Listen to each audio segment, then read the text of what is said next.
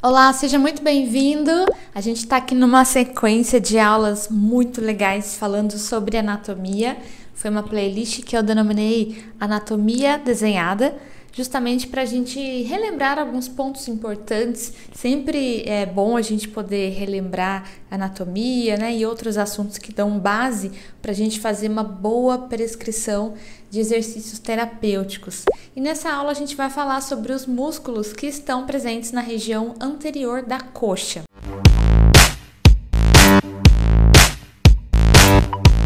Se você não me conhece, muito prazer, eu sou a professora Glaucia Gonzaga e aqui é o canal Além da Cinesioterapia, que é o nosso espaço para falar de exercícios terapêuticos. Nessa aula a gente vai falar sobre os músculos que estão localizados na região anterior da coxa. E aí eu vou colorindo os músculos aqui, fazendo comentários com vocês, curiosidades, além de falar sobre a origem, inserção, inervação e ação muscular de cada um desses músculos dessa região. Então, antes da gente começar, é importante a gente contextualizar e dizer que essa região anterior da coxa ela é formada por 3 compartimentos, como se fossem 3 lojas, né? 3 áreas, 3 regiões que foram divididas anatomicamente em função de um septo, né? Uma divisória ali que é formada pelo tecido conjuntivo que existe nessa região. Eu vou falar individualmente sobre a ação de cada um desses músculos, mas de uma maneira geral, grande parte deles age como extensores de joelho, mas nós também temos alguns músculos que atravessam a região do quadril e por isso eles também têm um papel importante como flexor de quadril. Mas tudo isso eu vou falar com muito mais detalhes à frente. Além disso, a gente também tem músculos da região abdominal que tem participação direta no quadril. E a gente vai começar falando justamente de um músculo que está lá na região abdominal que tem uma ação direta no quadril, que é o número 1 aqui já da nossa imagem, que é o músculo psoas maior. Nessa imagem menorzinha, então, ele está destacado. Eu vou deixar aqui maior para que todos possam visualizar. Então, já pode fazer aí uma anotação no seu caderno. Esse número 1 corresponde ao psoas maior. E olha só que interessante, né? Quando a gente analisa aqui a trajetória dele, a origem, a inserção, é muito bonito de se ver, porque ele tem uma conexão, se inicia lá na coluna vertebral e vai até a região do quadril. Eu vou pintar aqui essa figurinha menor primeiro, mas também é possível visualizá-lo aqui na figura maior. Então, vou pintar com a mesma cor para efeito didático. Então, aqui o psoas maior está nesta localização. Ele passa aqui pelo ligamento inguinal, que está à frente dele, e continua aqui embaixo. O psoas maior é um músculo que vai se juntar com o músculo ilíaco, que já é o segundo aqui, dando um spoiler, e juntos eles vão formar um músculo chamado ilio-psoas. Mas vamos falar agora especificamente do psoas maior, porque ele tem uma trajetória muito peculiar e interessante, né? Ele tem a origem lá nos corpos vertebrais de T12 a L4, também nos discos intervertebrais entre T12 e L4, a quarta vértebra lombar, e também nos processos transversos das vértebras de L1 até a L5. E ele vai se inserir no trocânter menor do fêmur, né, como um tendão do músculo ilio-psoas. Então, na inserção, ele já fez a junção com o ilíaco, então eles se unem ali e se inserem como tendão do ilio-psoas. E o psoas maior, ele é inervado por ramos anteriores dos nervos espinhais, de L1 a L3. E qual será a ação muscular dele? Pensando isoladamente no psoas maior, considerando que ele vem lá da coluna, né? Qual será a ação dele? Ou quais são as ações dele? No quadril, ele vai ser um potente flexor, então ele faz a flexão do quadril. Ele também faz a rotação lateral do quadril, assim como a flexão lateral do tronco. A flexão lateral também a gente pode entender como inclinação lateral. A gente vê aqui a importância desse músculo e a influência direta que ele exerce tanto sobre a coluna como também sobre toda essa articulação do quadril. Agora falando do segundo aqui, vamos já para o segundo músculo do nosso estudo, que é o ilíaco. O ilíaco é o 2, eu vou colorir aqui de amarelo. Tá dando para ver ali, né? E olha só também, muito interessante, a origem do ilíaco, que é bem grande, olha só. Ocupa uma região importante aqui na cintura pélvica e, como a gente já falou, ele vai se juntar com o psoas maior para formar o músculo ilho-psoas. Na imagem maior, a gente também consegue ver um pedacinho dele aqui, onde ocorre essa junção.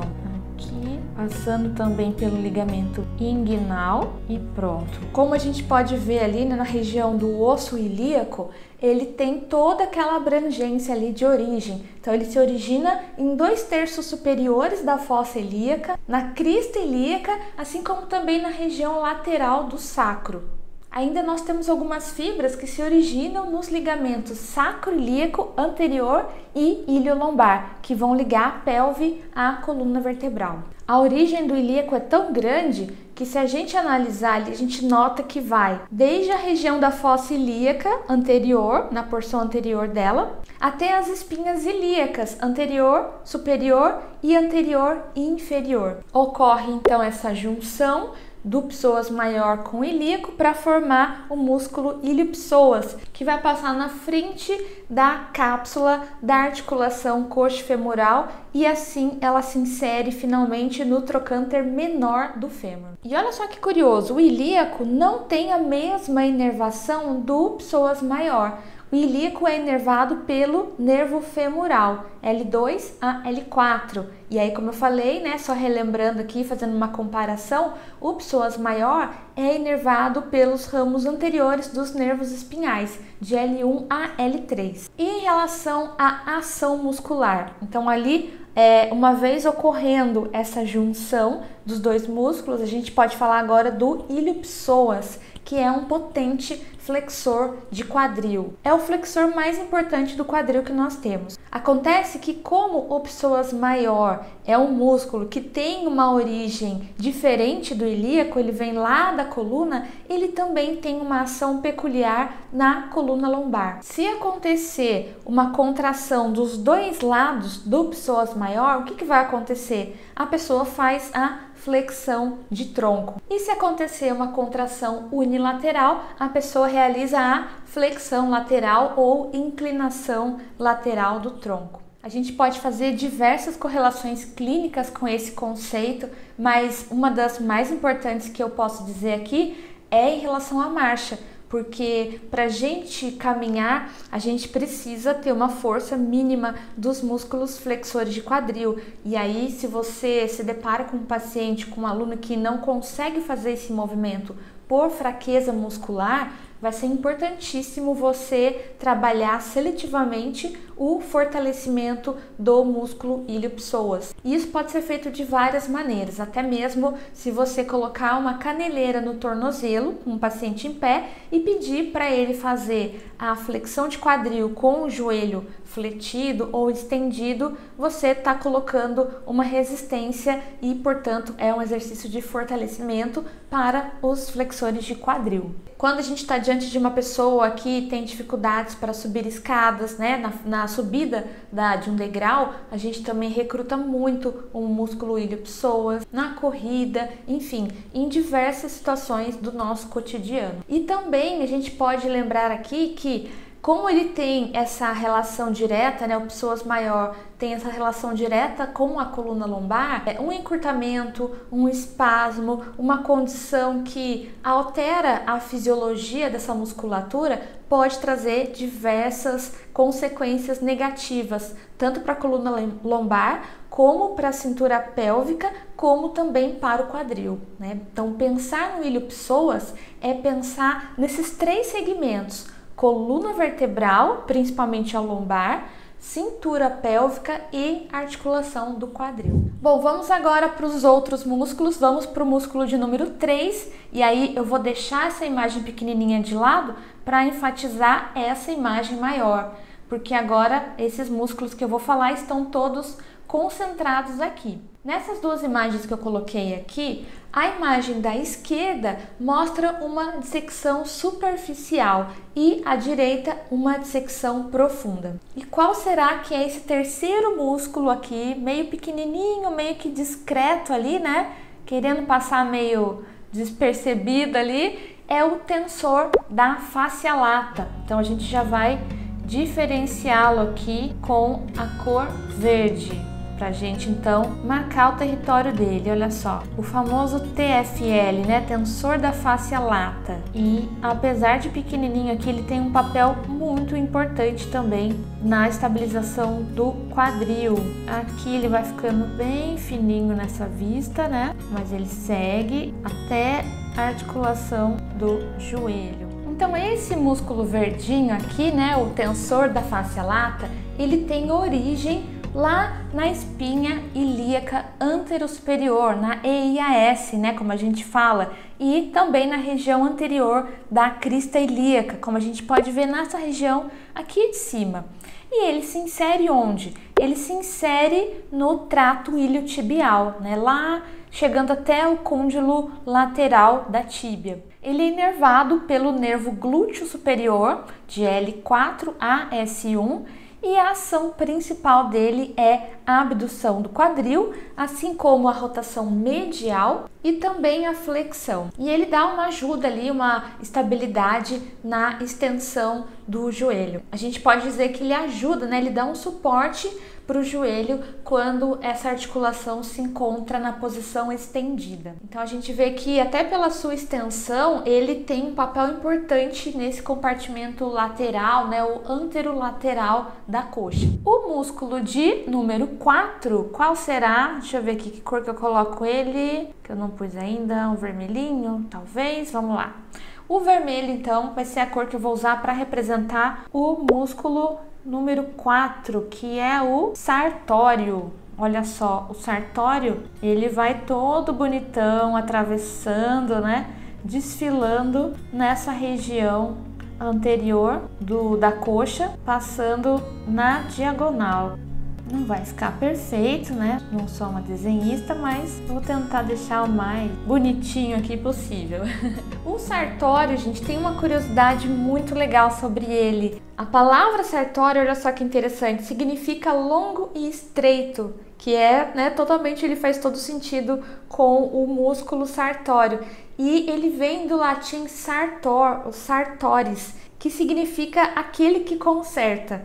E da onde vem essa de consertar, né? Em italiano, sarto significa alfaiate, costureiro, que é uma profissão que hoje está quase em extinção, né? Mas já existiram muitos alfaiates, ainda existem poucos e bons por aí, mas é aquele profissional que faz de uma maneira artesanal, né? Eu diria, as roupas. E então eles observavam, olha só, né, que detalhe importante ali. Quando o alfaiate estava fazendo o trabalho dele, ele cruzava as pernas e ele fazia o quê? Uma flexão de quadril e uma flexão de joelho. E essas são justamente as ações dos sartórios principais. Então fizeram essa associação do nome com o formato do músculo, mas também com a ação muscular dele. Olha que coisa legal, né? Não é à toa que os nomes estão aí. O sartório também vem da espinha ilíaca anterosuperior, da EIAS, e uma parte superior da incisura que fica abaixo da EIAS. E vai se inserir onde? Na parte superior, na porção medial da tíbia, né? Então ele começa na lateral e termina na região medial. Ele é inervado pelo nervo femoral L2 a L4 e sobre a ação dele, as ações musculares dele, agora para falar de uma forma mais completa, ele faz a flexão do quadril, assim como a abdução e também a rotação lateral. E tem uma certa participação também na flexão do joelho. Então, olha só, um músculo pequenininho, né, relativamente pequeno ali, fininho comparado ao quadríceps, mas que tem um papel importante também nesse contexto, nessa região anterior da coxa. Então já falamos, psoas maior, 2 ilíaco, que juntos 1 e 2 formam o músculo ilio-psoas, Depois já falamos do 3, que eu fiz de verde aqui, o tensor da face lata, e o 4, que é o músculo sartório. E quem será que é o 5? Esse que tá grandão ali aparecendo no meio da região da coxa. O 5 é o músculo famoso, né? Qual que eu não fiz ainda? Cor diferente. Vou fazer de laranja. O 5 é o músculo reto femoral, que é esse grandão e famosão aqui, que faz parte dos músculos que compõem o quadríceps femoral. E o reto femoral, ele tem algumas características diferentes, né, peculiares em relação aos outros músculos que compõem o quadríceps femoral. Então, uma curiosidade aqui para contar, né, pessoal, que eu tinha um professor que ele era muito rigoroso em relação à nomenclatura anatômica. Então, se você colocasse, por exemplo, na prova dele quadríceps, ele colocava errado. Se a resposta correta fosse quadríceps, mas o nome do músculo é quadríceps femoral, né? Então, só quadríceps ele não aceitava, porque ele dizia que a gente tinha que aprender e acostumar a falar o nome do músculo na sua forma íntegra, né? Então, eu lembrei disso agora porque estamos começando a falar do quadríceps femoral.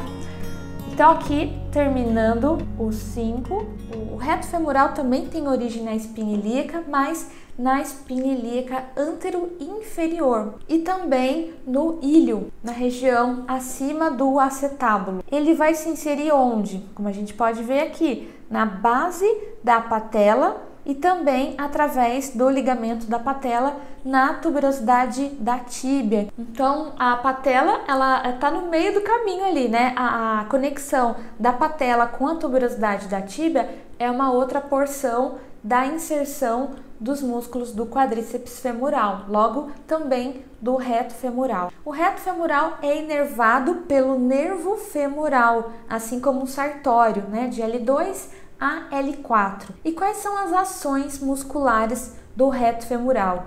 Eu vou falar aqui de uma forma individualizada, né, de cada ventre do quadríceps, até porque eles têm ações diferentes. A principal ação do quadríceps é a extensão de joelho, mas o reto femoral também tem uma participação como um coadjuvante na flexão do quadril, justamente pela sua localização de origem. Então, ele participa da flexão do quadril, a gente pode dizer que ele é um flexor de quadril, juntamente com o ilho-psoas, né, e outros flexores, e ele também ajuda a aumentar a estabilização da articulação do quadril. Então, são algumas considerações importantes que a gente precisa lembrar aqui e fazer sobre o reto femoral, porque os outros ventres que a gente vai falar a seguir, os vastos, eles não são biarticulares. O reto femoral é o único músculo do quadríceps femoral que cruza as duas articulações, de quadril e de joelho. Agora vamos para o 6. Então, o sexto músculo eu vou fazer de azul aqui e é o vasto lateral.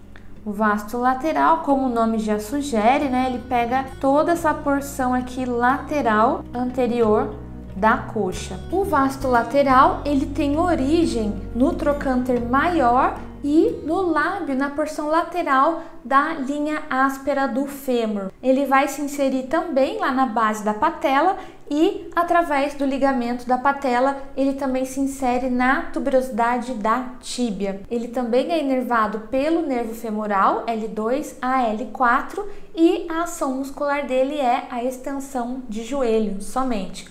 Vasto lateral só faz a extensão de joelho. O número 7 é o músculo vasto medial.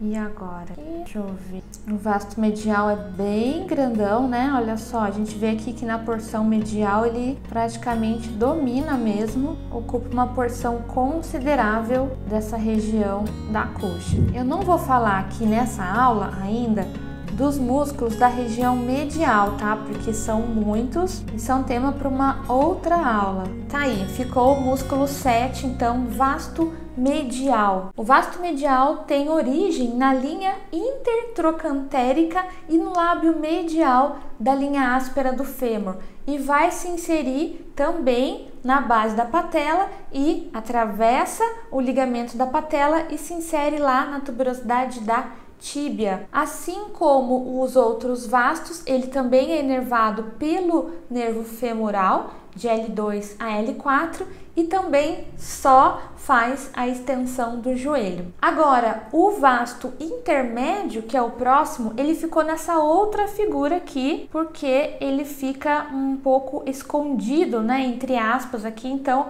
nessa imagem a gente tem uma dissecção profunda, onde é possível visualizar melhor o número 8, que é o músculo vasto intermédio. Deixa eu ver que cor que eu faço ele agora. Vou fazer de um laranja mais escuro aqui para diferenciar. Então, não, vou mudar de cor, senão vai parecer igual, confunde. Que cor que eu faço ele? Eu vou fazer meio que de marrom aqui, tá?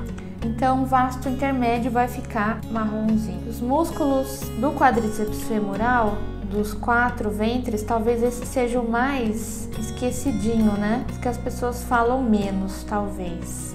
Não sei, é o que parece. Vocês também têm essa impressão? As pessoas falam muito dos vastos, né? Vasto medial, vasto lateral, o próprio reto femoral, mas o intermédio não é tão comentado assim.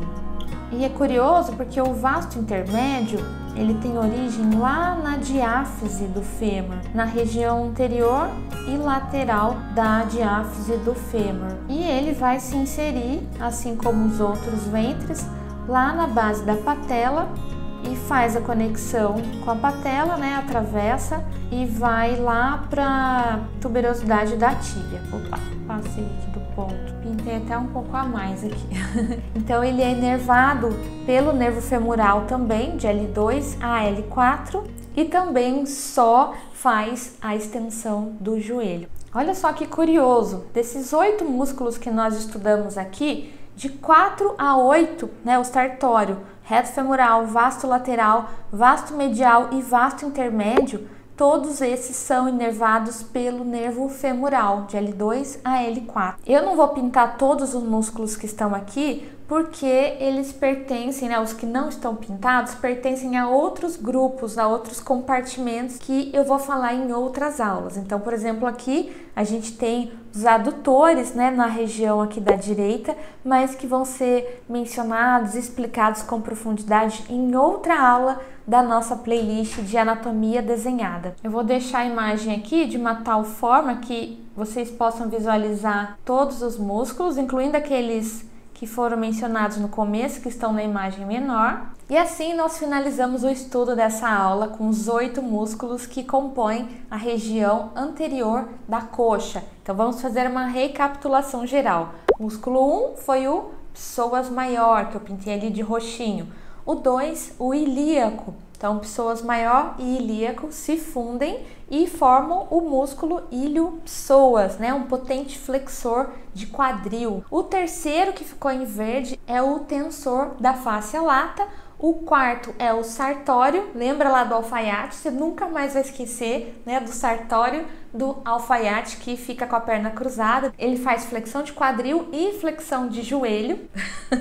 Depois você volta aqui nos comentários para me agradecer, porque eu tenho certeza que você nunca mais vai esquecer das ações musculares do sartório.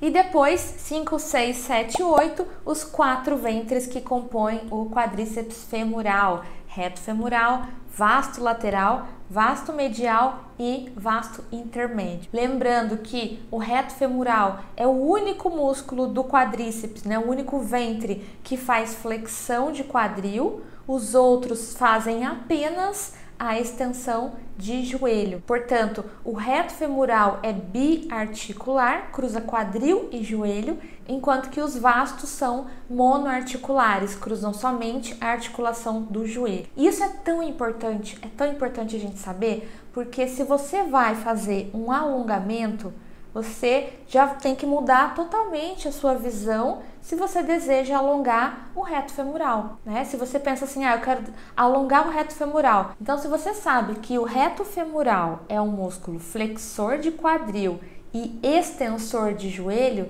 Se você deseja alongar esse músculo, você tem que fazer o quê? O oposto disso, né? O contrário da ação muscular dele, que é o quê? Extensão de quadril associada à flexão de joelho. Agora, se a sua intenção é alongar somente os vastos, seja qualquer um desses três, você tem que focar mais a sua atenção na posição do joelho, que tem que ficar em flexão. Ah, eu quero alongar o ilho-psoas. Perfeito! Você já vai saber como alongar se você sabe que ele é um potente flexor de quadril. Então, eu preciso colocar essa articulação em posição de extensão. E abrindo um parênteses aqui, aproveitando a aula para fazer essa ponte com a parte clínica, é muito comum nós encontrarmos pacientes que apresentam encurtamentos musculares dos flexores de quadril. Quem nunca viu uma pessoa de idade, um vovozinho, andando todo curvado para frente, não é verdade? Lá com a sua bengalinha, lá com a sua hipercifose torácica. Então, quando a pessoa apresenta essa flexão de quadril, né, essa flexão de tronco associada à flexão de quadril, o que vai acontecer? Um encurtamento muscular, um encurtamento adaptativo dos flexores de quadril. Então, nós precisamos agir de tal forma a colocar esse músculo, né, esse grupo muscular em posição de alongamento para evitar uma série de complicações. Mas enfim, eu queria mostrar aqui para vocês o como é importante a gente saber essas informações básicas de origem, inserção, inervação, ação muscular, quando a gente vai prescrever um exercício. Se o seu objetivo é prescrever um fortalecimento muscular, você necessita saber a ação desse músculo. Se você deseja alongar, você vai trabalhar sempre de forma oposta à ação. Então, percebam que para os dois principais exercícios terapêuticos que nós usamos, esse conhecimento é fundamental. Eu espero que você tenha gostado dessa aula, que ela tenha sido útil para você. Envia para um colega que está estudando anatomia, ele vai te agradecer depois. Continua acompanhando aqui com a gente a playlist Anatomia Desenhada, assim como as outras playlists que nós temos à disposição aqui no canal. Um grande abraço e até a próxima!